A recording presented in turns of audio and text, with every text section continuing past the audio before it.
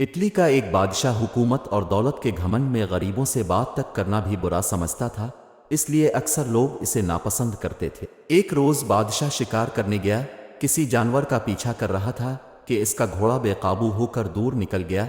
تمام نوکر سپاہی وزیر سب بچھڑ گئے اور بادشاہ تنہا رہ گیا۔ اتنے میں ایک کسان نے بادشاہ کے گھوڑے کی رکاب پکڑ لی۔ اس کی شکل ہو بادشاہ سے ملتی تھی، فرق یہ تھا کہ اس کی پوشاک اور حالت غریبوں جیسی تھی۔ اس نے بادشاہ سے کہا کہ میں 3 دن سے حضور کی ڈیوٹی پر بھوکا پیاسا چلا آ رہا ہوں مگر کوئی میری فریاد نہیں سنتا۔ بادشاہ غریب کو میلے کچیلے کپڑوں میں دیکھ کر یہ کہتے ہوئے آگے بڑھ گیا کہ میں ایسے لوگوں سے بات نہیں کرتا۔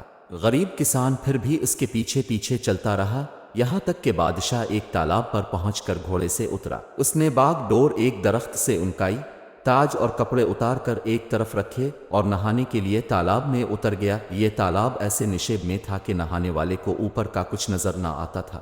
جب بادشاہ تالاب میں آتر چکا تو غریب کسان نے بادشاہ کے کپڑے پہن کر تاج سر پر رکھ لیا۔ بادشاہ کے گھوڑے پر سوار ہے کر رفو چکر ہو گیا۔ کسان بادشاہ تھوڑی ہی دور گیا تھا کہ اسے شاہی نوکر چاکر مل گئے جنہوں نے اسے بادشاہ سمجھ کر ادب سے سلام کیا اور ان کے ساتھ شاہی محل میں چلا گیا۔ اصل بادشاہ تالاب سے نہا کر باہر نکلا تو کپڑے، تاج اور گھوڑا کچھ بھی موجود نہ تھا۔ وہ بہت گھبرایا مگر اب کیا ہو سکتا تھا۔ ناچار غریب کسان کے میلے کپڑے پہنے اور کئی دن تک فاقے کرنے اور بھٹکنے کے بعد شہر پہنچا، مگر اب اس کی یہ حالت تھی کہ جس سے بات کرتا کوئی منہ نہ لگاتا، اور جب یہ کہتا کہ میں تمہارا بادشاہ ہوں تو لوگ اسے پاگل سمجھ کر ہنس دیتے۔ 2-3 ہفتے اسی طرح گزر گئے۔ جب اس پاگل کا قصہ بادشاہ کی ماں نے سنا تو اسے بلوا کر اس کے سینے پر تل کا نشان دیکھا، پھر جس سے اس کی سچائی کی تصدیق ہو گئی۔ کسان نے اصلی بادشاہ کی یہ حالت دیکھ کر کہا، کیا تم وہی شخص ہو جو دولت اور حکومت کے گھمنڈ میں غریبوں کی فریاد نہیں سنتے تھے؟ اسی کی سزا دینے کے لیے میں نے یہ سب کیا تھا۔ اگر تم گھمنڈ چھوڑ کر رحم و انصاف کا اقرار کرو تو میں تمہارا تاج و تخت واپس کرنے کو تیار ہوں، ورنہ ابھی قتل کا حکم بھی دے سکتا ہوں۔ یہ سن کر بادشاہ نے عاجزی اور ندامت کے ساتھ اپنی غلطی تسلیم کی اور کسان اسے تاج و تخت واپس دے کر گھر چلا گیا،